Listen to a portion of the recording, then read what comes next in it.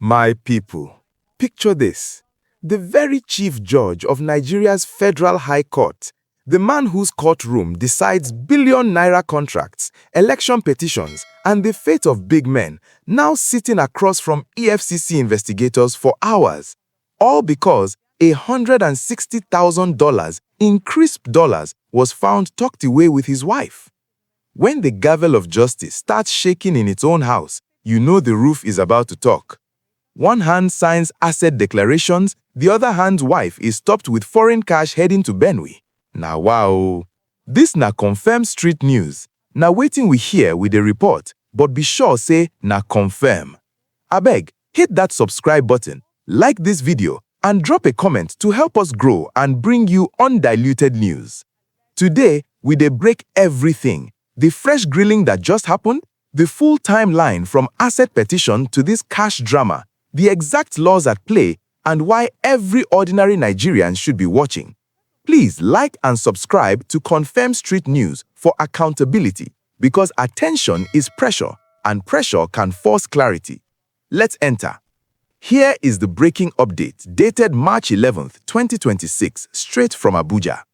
Yesterday, Tuesday, officials of the Economic and Financial Crimes Commission, EFCC, pulled Chief Judge Justice John Teremba Tsoho into their office and grilled him for several hours. The question on every lip? The $160,000 cash discovered in his wife's possession. Sources close to the matter say this is directly linked to last Sunday's interception.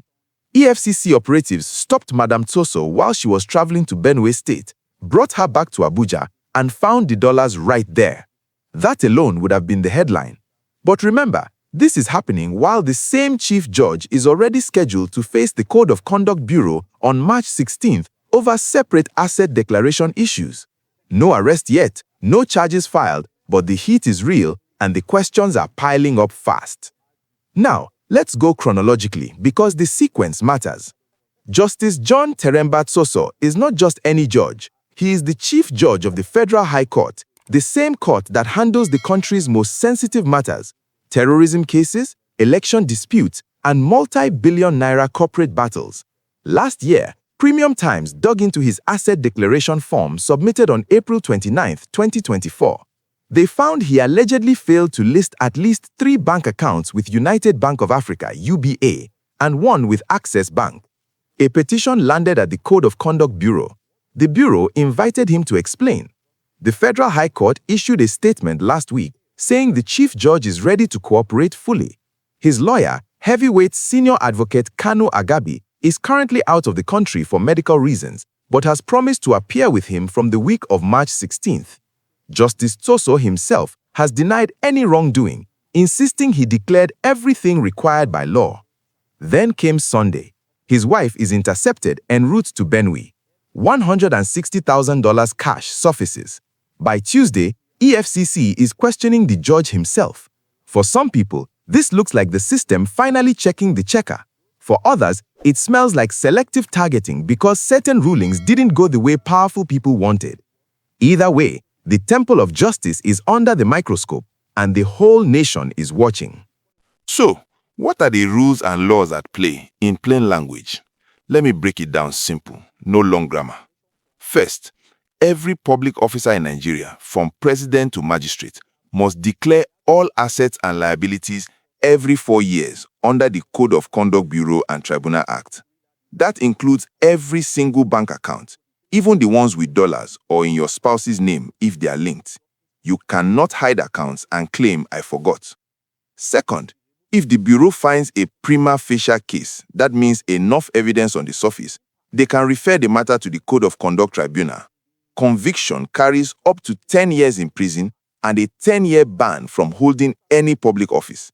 The assets can also be forfeited. Third, the EFCC angle.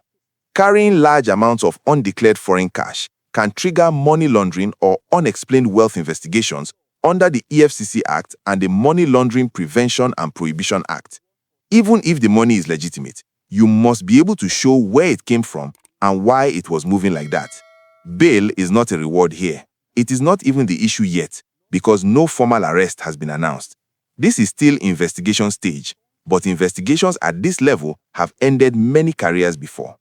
The two processes are running parallel. CCB for the paper declaration, EFCC for the physical cash. That is why the stories feel connected but are technically separate for now. My people, here's the rhyme for the middle of this story. Gavel in hand, dollars in bag. Who will judge the judge when the questions drag? Temple they shake, nation they watch. If head no clean, the body go rot. Simple but deep. Online, the divide is sharp. Some Nigerians are saying, finally, nobody is above the law, especially after years of judges living large while ordinary people suffer delayed justice.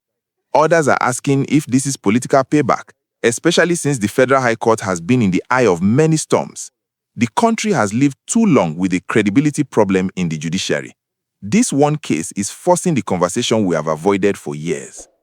Now, let's bring it down to the real-life stakes for everyday Nigerians. My brother in Lagos, who has a land case in Federal High Court, the market woman in Kano waiting for her election petition to be heard fairly, the young lawyer in Port Harcourt who believes justice should be blind. These people want to know their judge is clean. When the chief judge himself is under cloud, every ruling from that court starts to carry a question mark. The wider implication is bigger than one man. It is a symbolic moment for whether Nigeria is serious about fighting corruption from the top or just using EFCC to settle scores. The system must now prove it can investigate its own without fear or favor. Competence must lead, not connections. Around Abuja right now, lawyers in the corridors, journalists at the press center, even Okada riders discussing this matter, they are all watching. Even the trader in Wuse Market who may never enter that courtroom feels the ripple. If the head of the temple is not straight, how can the small man get justice? So tell me in the comment section right now, should a sitting chief judge step aside temporarily until these matters are cleared, or is that too harsh and smells of persecution? Because that single question is the battle line Nigerians are drawing right now. Drop your honest take. Let's discuss with facts, not tribe or politics. Watch points going forward. First, what exactly happens on March 16 at the Code of Conduct Bureau? Will the chief judge appear, and what explanation will he give? Second, will the EFCC make any statement about the source of the $160,000 and whether charges will follow? Third, are there any conditions attached to this investigation? Travel ban, asset freeze, or just questioning? We will be here monitoring every move because transparency is the only way pressure can produce results. Finally, my people, as our elders say, the river that forgets its source one day will dry up. The judiciary draws its power from the people's trust.